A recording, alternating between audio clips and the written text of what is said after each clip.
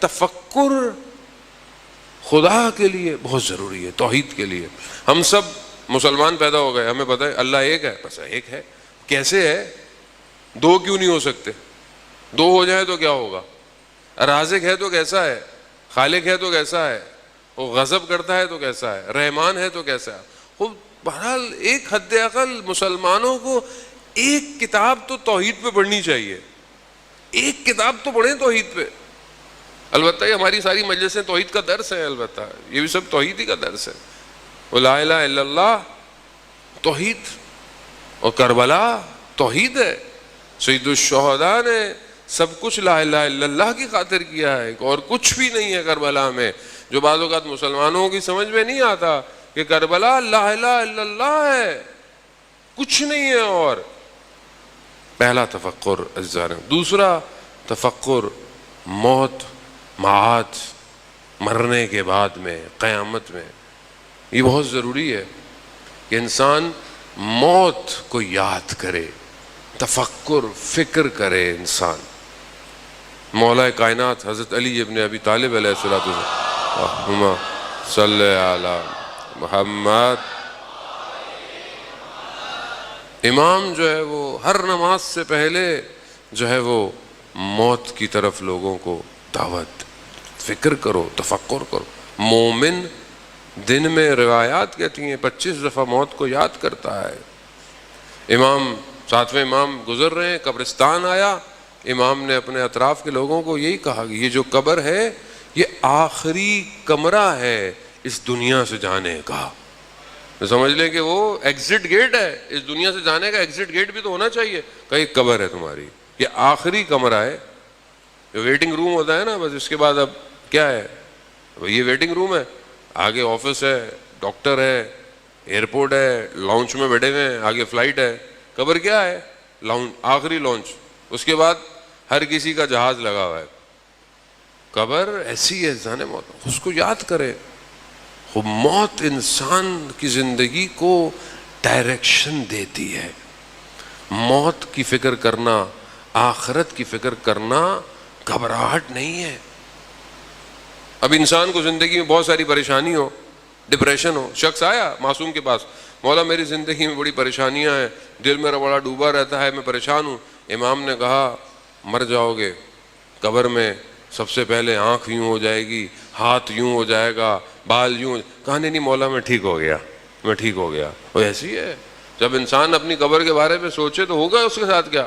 فوراً ٹھیک ہو جاتا ہے، کہتا نہیں اللہ کا شکر ہے میں ٹھیک ہوں۔ جانے محترم، تفکر، فکر، معاد، قیامت میں کیا ہوگا، قیامت میں کیسے کھڑا ہوں گا، وہ بظاہر حساب دینا ہے۔ پہلی چیز آپ کو پتہ ہے، امام نے کئی ملاقاتیں عمر ابن سعد لعین کے ساتھ ہوئی ہیں، کئی ملاقاتیں، جب نہیں مانا آخری میں جہاں صرف 6 لوگ ہیں، ادھر حضرت علی اکبر علیہ جناب ہے، ادھر حضرت عباس علیہ السلام ہے، ادھر اس کا بیٹا ہے، غلام ہے، آخری ملاقات ہے۔ امام نے بولا مثلا تمہیں نہیں پتا؟ تم نہیں، میں آپ کو جانتا ہوں، خود تم کس کے لیے کر رہے ہو؟ شہر رے کے لیے کر رہے ہو، نہیں ملے گی تمہیں یہ۔ امام نے جو اس کو ایک سوال سے اس کے ذہن کو بیدار کرنے کی کوشش کیا ہے، کیا تمہیں موت پر یقین نہیں ہے؟ کیا تمہیں قیامت پہ یقین نہیں ہے؟ لیکن جب انسان اندر سے مردہ ہو جائے تو اسے کوئی چیز بیدار نہیں کر سکتی۔ آپ کو بچا کے رکھیں، ایک وقت ایسا آئے گا جب توبہ کے دروازے بند ہو جائیں گے۔ ظہور وہ کہ ہم چاہتے ہیں کہ ابھی ہو ظہور، لیکن بہت ساری چیزیں بند بھی ہو جائیں گی، اس لیے کوشش کریں ایسا کوئی عمل زندگی میں نہ ہو، خدا نہ خواستہ انسان کسی گناہ کی حالت میں ہو اور ظہور ہو جائے۔ کیسے جائیں گے آپ؟ کس طریقے سے جائیں گے؟ مطلب خود شرمندگی ہے یہ کہ یہاں امام کی آواز آ رہی ہے اور میں خدا نہ خواستہ دنیا میں مصروف ہوں، میں اپنی تنہائی میں گناہ کر رہا ہوں، نعوذ باللہ۔ میں جانے اترا، اس لیے معاد دوسری چیز۔ تیسری چیز، انسان کو تاریخ میں تفکر، گزشتہ میں، نہج و بلاغہ میں خطبے بھرے پڑے ہیں۔ امام فرماتے ہیں اپنے گزشتگان سے عبرت حاصل کرو۔ جو بھی امام نے ایک لیٹر جو ہے وہ لکھا ہے اپنے ایک گورنر کو، اس میں امام نے لکھا ہے کہ تم جو کچھ تاریخ میں ہوا ہے وہ پھر ہونے والا ہے، اس لیے اپنے گزشتگان سے عبرت حاصل کرو۔ عزیزان محترم، خوب عبرت انسان کی ضروری ہے، انسان قرآن کے اندر عبرت حاصل کرے۔ پہلے قومیں کیا تھیں، کیا ہو گئیں، کس نے کیا کیا، کس طرح ہو گیا، کس نے کتنا خدا پہ توکل کیا، کس مقام پہ پہنچ گیا۔ خوب یہ بہت ضروری ہے، آئندہ آنے کی خبریں۔ چوتھی چیز، قرآن پر تفکر کرنا۔ بس میں تیزی سے آپ کو یہ چیزیں گنوا رہا ہوں تاکہ بہرحال یہ ذہن جو ہے وہ ان چیزوں کو، یہ پریکٹیکل چیزیں ہیں، یہ کوئی ایسی چیزیں نہیں ہے کہ آپ بولیں کہ میں نہیں کر سکتا۔ قرآن پر تدبر، قرآن خود کہہ رہا ہے فلا تدبرون، کہ اب تم تفکر نہیں کرتے، تدبر نہیں کرتے۔ ایک عالم دین کہہ رہے تھے کہ میں انڈیا میں ٹرین پہ جا رہا تھا، تو ساتھ ایک شخص بیٹھا قرآن کی تلاوت کر رہا ہے، تو میں نے بولا بھائی اچھی بات ہے، قرآن ثواب ہے، تھوڑا گفتگو کر لیتے ہیں قرآن پر۔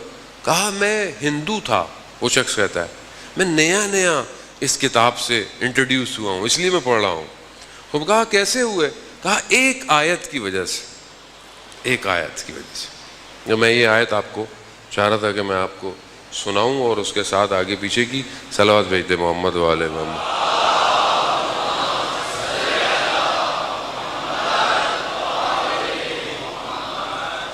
بہرحال میرا وزان محترم، خوب سورہ قیامت 75واں سورہ ہے، وہ پروردگار اب اس کی پہلی آیت میں کہتا ہے کہ بسم اللہ الرحمن الرحیم، لا اقسم بیوم القیامہ، ہم روز قیامت کی خدا جو ہے وہ قسم کھا رہا ہے۔ پھر کہتا ہے اور نفس لوامہ کی کہ سب لوگ کھڑے کیے جائیں گے۔ تیسری آیت، ایا سب الانسان الن نجمع عظامہ، کیا انسان یہ خیال کرتا ہے کہ ہم اس کو بکھری ہوئی ہڈیاں اکٹھی نہیں کر پائیں گے؟ انسان سوچتا ہے۔ چوتھی آیت وہ ہندو کہتا ہے کہ یہ میں نے سنی، اس ایک آیت نے مجھے مسلمان کر دیا۔ کیوں؟ قرآن میں تفکر کیا اس نے۔ آیت کیا ہے؟ بلا قادرین علی ان نسوی بنانہ، ضرور، اور ہم اس بات پر، خدا کہہ رہا ہے کہ ہم اس بات پر قدرت رکھتے ہیں، قادر ہیں کہ اس کے فنگر پرنٹس کو قیامت میں دوبارہ صحیح کریں گے۔ وہ ہندو کہتا ہے کہ آج سے 1400 سال پہلے یہ علم کہاں سے آیا کہ ہر انسان کے فنگر پرنٹس الگ ہیں؟ وہ پریشان ہو گیا۔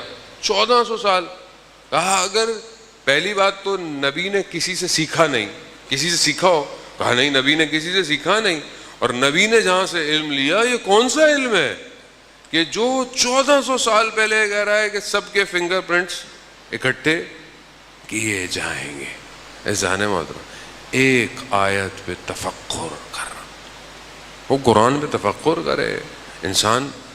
قرآن جو ہے وہ فطرت کے ذریعے سے دعوت دے رہا ہے، کہ فطرت ہے، ہر چیز فطرت پر عقل کے ذریعے سے دعوت دے رہا ہے۔ قرآن احساسات کے ذریعے سے دعوت، سنوریہم آیات، اللہ کیا کہتا ہے؟ گھومو پھرو، دیکھو میری نشانیوں کو دیکھو۔ خوب یہ تفکر ہے، فکر ہے، حادثات، واقعات، خوب یہ حوادث انسان کو فکر کی طرف دعوت دیتے ہیں۔ خوب خدا پر، خدا کی طرف تفکر۔ پھر اس کے بعد جو ہے وہ انسان جو ہے وہ چیزوں کی طرف تفکر کرے۔ پھر انسان بہرحال قرآن، تاریخ، وہ انسان جو ہے وہ اس تفکرات کو آگے لے کے جائے۔ اگلا تفکر نعمتوں پر تفکر کرنا ہے۔ خدا کہتا ہے کہ ہم نے تمہیں نعمتیں دی ہیں مگر تم اس کا شکر نہیں کرو گے۔ خوب نعمتیں ہیں۔ اور آخری تفکر علماء بیان کرتے ہیں کہ انسان جو ہے وہ اپنی عاقبت پر تفکر کرے کہ جو میں کر رہا ہوں اس کا نتیجہ کیا نکلنا ہے۔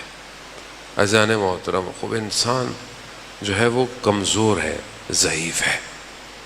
انسان بہت ساری باتیں جانتا ہے مگر جب پریکٹیکل کام کرنے لگتا ہے تو تو کمزور ہو جاتا ہے۔ مجلس یا عزاداری، خدا کا شکر کریں، یہ سب سے بڑی نعمت ہے کہ جس کا شکر بھی کرنا چاہیے اور فکر بھی کرنا چاہیے کہ ہم اس کے ذریعے سے کیا حاصل کریں۔